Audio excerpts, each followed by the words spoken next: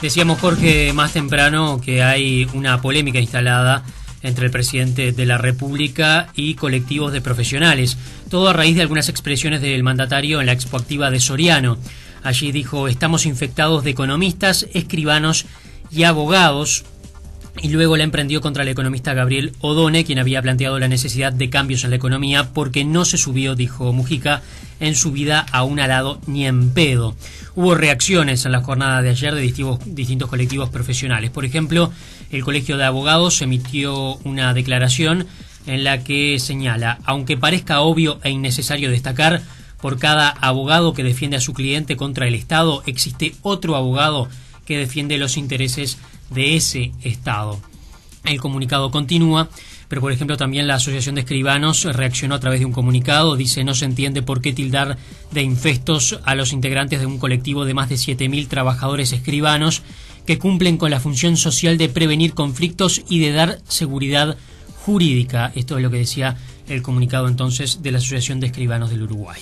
Bien, tuvo muchas repercusiones de todo tipo. Las redes sociales marcaron este tema, sobre todo y especialmente lo relacionado a la mención al economista Gabriel Odone, ¿verdad? Sí. Eso de que no se subió en un arado, y lo termino ahí porque me duele realmente tener que utilizar otras expresiones en el micrófono, y me duele que el presidente de la República las utilice. Pero hay una de las expresiones que asomaron en las redes sociales más interesantes, corresponden al periodista Leonardo Abercor, en su blog El Informante, donde hace una lista de personas que nunca se subieron a un arado. Y allí está Einstein, Galileo, Gandhi, Marx, Dalí, Picasso, Churchill, Stephen Hawking, Quino, Woody Allen, Vargas Llosa, Justin Bieber, Walt Disney, Copérnico, Darwin, Kobe Bryant, Oscar Wilde, Arocha, Fernando Morena, Onetti, Camus, Pasteur, Colón, Lady Gaga, Edison, García Lorca, Gigia, Morrissey, Bukowski, Federer, Bob Dylan, Greta Garbo, Capriles, Ney Matogrosso, Fernando Parrado, Roberto Canessa, Renzo Teflón, Bergoglio, Astori y Graciela Bianchi. Menciona concretamente, con mucho humor, Leonardo Abercor en su blog El Informante. Y ustedes, bueno, está abierto para que haya, digamos, más nombres que se puedan acumular por parte de los lectores. Profesor Gerardo Caetano, buen día. Buen día, Jorge, ¿qué tal? Muy bien. A veces se señaló en alguna ocasión que había una situación de tirantez entre el presidente Mujica, sobre todo hacia los profesionales universitarios, que no se explicaba bien de dónde nacía eso. Él había sido estudiante, además, en su momento, como una expresión de que en más de una oportunidad señaló, por ejemplo, que tan valioso como la palabra de los universitarios era la palabra de quienes no lo eran, en algo que es obvio, pero que de repente estaba refiriendo o hablando de una élite, señalando a una élite en nuestro país. ¿Cuáles son tus primeras impresiones al respecto? Bueno, en primer lugar, lamentar profundamente las expresiones del señor presidente. Lo lamento porque, en primer lugar, claramente son equivocadas y no contribuyen en modo alguno. Haberse subido a un tractor o no haberse subido a un tractor no da la razón ni la quita. Hay que discutir sobre los asuntos y tender ese manto de desconsideración, de estigmatización, confrontando equivocadamente el trabajo intelectual con lo popular, nunca ayuda, pero muchísimo menos ayuda en este contexto actual de la sociedad de la innovación, de la sociedad de la información, en un momento en que en el país, y pruebas a la vista, 10 años de crecimiento económico ininterrumpido dan una gran oportunidad para pelear a un país que ya tiene renta media como el Uruguay, pelear la lucha fundamental del desarrollo. Y en esa lucha del desarrollo, la clave es la capacidad de investigación en ciencia y tecnología, que es lo que finalmente puede ofrecer justamente la diversificación de nuestra matriz productiva, la agregación de valor, sin la cual el desarrollo no surge. Y precisamente el sector agropecuario, en lo mejor que tiene, no en lo peor, en lo mejor que tiene, es una prueba muy cabal de hasta qué punto la investigación en ciencia y desarrollo, la calificación de los recursos humanos, la construcción efectivamente de universidades de excelencia, que son universidades cargadas de trabajo intelectual, cargadas de investigación, es el camino. Yo creo que se equivoca el presidente, porque más allá de sus intenciones, tiende a confrontar eso, que es el caldo de cultivo de muchas visiones y de muchos procesos muy equivocados, que tiende a confrontar, bueno, el país productivo, aquellos que trabajan con las manos, aquellos que trabajan en el sector productivo, con, bueno, podríamos hablar de muchas expresiones, pero con los que desarrollan el trabajo intelectual. La historia es muy pródiga en ejemplos de hasta qué punto esa dicotomía entre trabajo manual y trabajo intelectual termina horrible. Tomemos un ejemplo entre muchos, sin extremarlo, pero tomemos ese ejemplo. En la China de Mao, en los años 60, apelando a las esencias de la revolución, se confrontó a los intelectuales con aquellos que trabajaban con las manos. Y se penalizó a los intelectuales incluso condenándolos a que, entre comillas, trabajaran en el medio rural. El resultado fue totalmente desastroso, a tal punto de que fue una de las razones que provocó la caída política de Mao Zedong.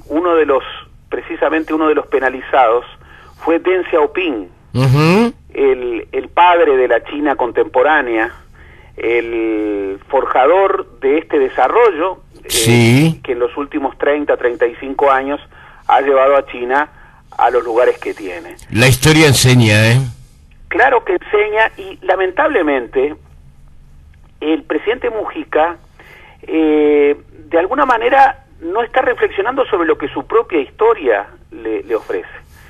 Yo he hablado en más de una oportunidad con el presidente, y el presidente es un hombre culto. Es un hombre culto, es un hombre que sabe hablar mucho mejor de lo que habla. Es un hombre que sabe conjugar los verbos, que no los conjuga mal como aparece públicamente. El presidente Mujica, de igual manera que hace muchas décadas Benito Nardone, ha construido un personaje. Benito Nardone construyó el personaje de Chicotazo. Sí. Recordemos, Benito Nardone era un montevideano puro. Sí. Era el hijo de un obrero italiano del puerto de Montevideo. Y en su primera juventud fue ballista y escribía en un semanario que se llamaba, en un mensuario que se llamaba El Ballismo. Sí. Por cierto que escribía muy bien.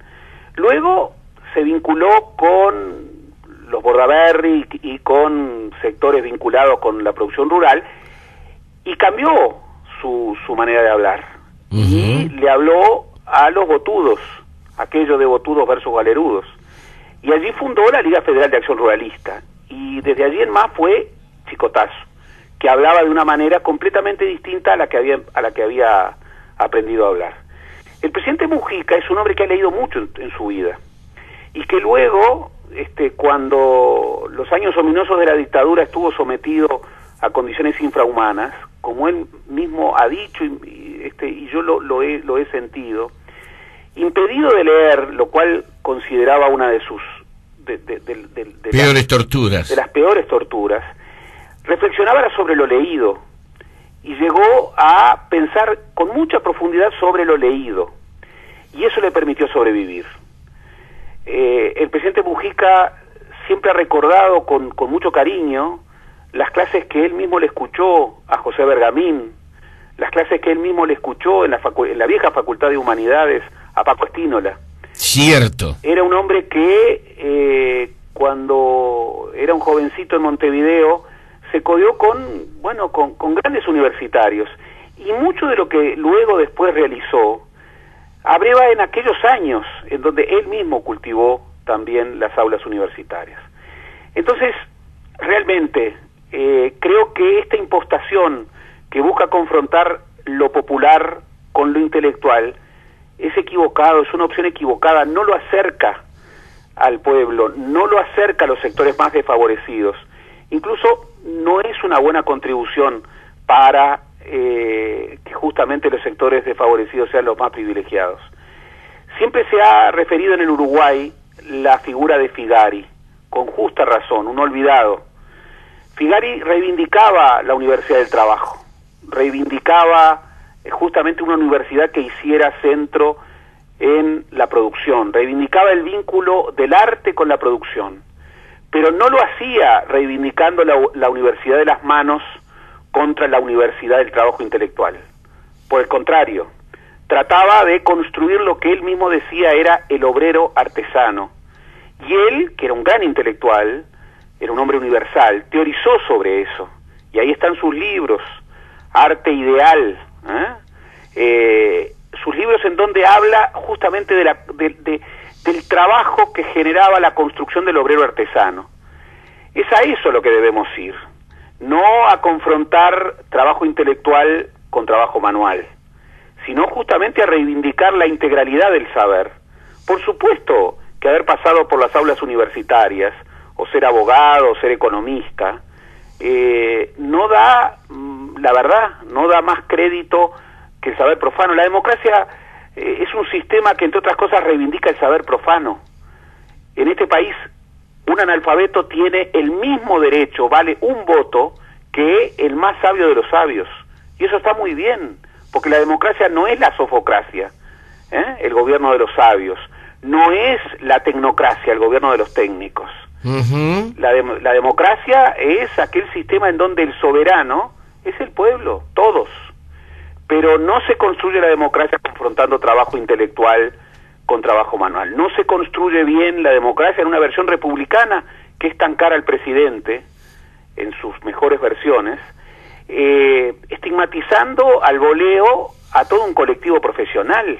Sí. ¿Todos los abogados de este país le hacen pleitos al Estado? Sí. ¿Todos los escribanos están para buscar negocios? ¿Todos los economistas piensan de la misma forma? Es decir, ¿qué es lo que quiere transmitir atacando nada menos que a Gabriel Odone? Gabriel Odone, en el horror o en el cierto, es un intelectual absolutamente brillante al que conozco. Sí, sí, sí. Y al que conozco muy bien. Incluso ha sabido defender opiniones a contramano frente a auditorios muy diversos. Muy respetado, además, Gabriel. Muy respetado por el propio ministro de Economía, de quien es gran amigo. Muy respetado, pero muy respetado por lo que significa Gabriel. Justamente por la independencia de sus opiniones. Entonces uno puede disentir con Gabriel Odone. Por supuesto que puede disentir. ¿O no? O no. Pero de ahí a descalificarlo gratuitamente y a tirarlo supuestamente a la hoguera del pueblo, diciendo que y del pueblo rural, diciendo que no se subió a un tractor y que eso invalida su visión, me parece una demasía. Y una vez más, el estilo hace a la cosa, el estilo es el contenido. Sí. No hay una separación entre formas y contenidos. Y nos estamos acostumbrando demasiado, y ya es hora de que nos dejemos de acostumbrar a que se digan cosas equivocadas de la peor forma. Decir algo equivocado es muy malo, ya de por sí, pero decirlo con cierto estilo por lo menos permite el debate. Ahora, decir algo profundamente equivocado, con un estilo absolutamente chabacano, que en primer lugar descalifica a quien lo emplea, ya es insoportable. Y eso, lejos de defender la causa de los más pobres, las termina debilitando. Defender el estilo de la comunicación pública, defender la forma en que nos comunicamos, es una muy buena manera de reivindicar los derechos de los pobres. porque precisamente este país es un ejemplo extraordinario de cómo personas que nacieron en lugares muy pobres, con muy pocos recursos intelectuales, a través de su esfuerzo y a través de la escuela pública y de la universidad pública, en los momentos en que esto realmente permitía transformación, pudieron construir, bueno, otra vida, esas historias de vida que hacen en el Uruguay.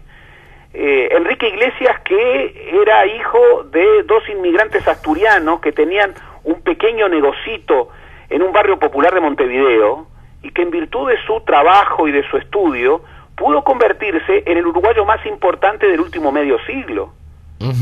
Bueno, esas historias a las que hay que convocar. Y yo estoy seguro, me consta, que el presidente Mujica apuesta a ese tipo de historias, pero se equivoca.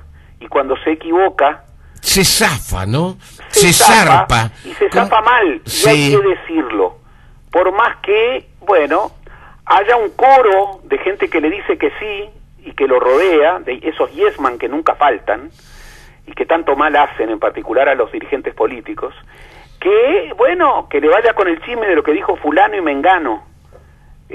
Bueno, cuando el presidente que ejerce poder se equivoca, bueno, los ciudadanos, y entre ellos los intelectuales, ¿por qué no?, tienen que decirlo, y tienen que decirlo con mucha fuerza, y nadie tiene que enojarse, El señor presidente se equivoca, y se equivoca doblemente, porque se equivoca en el contenido, pero se equivoca en la forma, y eso dificulta mucho un diálogo ciudadano, un diálogo republicano, que es el tipo de diálogo al que él, por otras actitudes muy valiosas, muchas veces ha promovido. Por eso creo que es un error, y además es un error sobre el que lamentablemente no solo el presidente sino algunas otras figuras de este gobierno han insistido.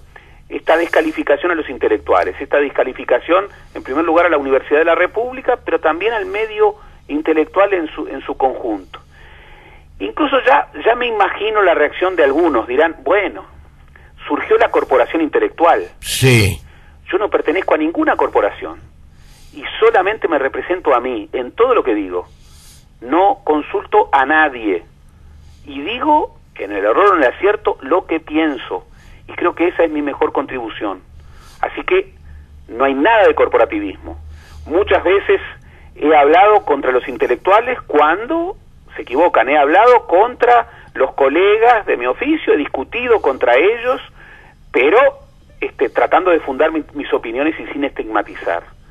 Porque el mejor diálogo, el diálogo que, por ejemplo, los intelectuales reivindican, los intelectuales rigurosos reivindican, es cuando uno dialoga con la mejor versión del otro. Porque si yo descalifico al otro, si yo, por ejemplo, digo, O'Donnell no puede hablar de medio rural porque no se subió a un tractor, bueno, ¿de qué voy a discutir con O'Donnell? Sí. ¿Cómo voy a confrontar sus opiniones con las mías si yo a priori ya lo descalifiqué? No puede hablar del medio rural porque no se subió a un tractor. Obviamente, ya se termina la posibilidad del diálogo. Y cuando se termina la posibilidad del diálogo, lo único que queda es la estigmatización de unos y de otros. Por eso, creo que es un error reiterado. Creo que a esta altura del partido, en el cuarto año de gobierno, el presidente no debiera cometer estos errores. Y creo que, bueno, por el país, incluso por su propia presidencia, es hora de decirle con mucha fuerza, no, este camino no es el correcto. Y estos mecanismos no son los correctos. Es hora de reflexionar y es hora de discutir todas las discusiones, pero sin atajos perezosos. Gerardo, estuvo muy bueno. Te doy un abrazo, que tengas buena jornada, ¿eh? Igualmente para ti.